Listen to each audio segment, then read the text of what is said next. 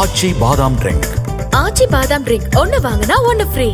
காரைக்கால் கீழகாசக்குடியில் அமைந்துள்ள ஸ்ரீ சீதலா தேவி அம்மன் கோவில் தீமிதி திருவிழாவில் ஏராளமான பக்தர்கள் தீமிதித்து நேர்த்திக்கடன் செலுத்தினர்.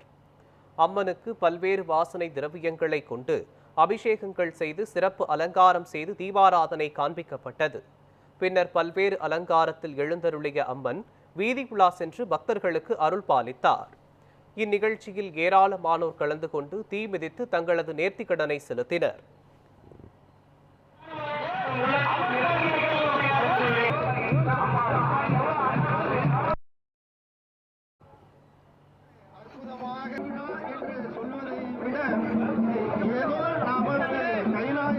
தன்னை மறந்து அந்த தீக்குழியில் இறங்கி வருவார்.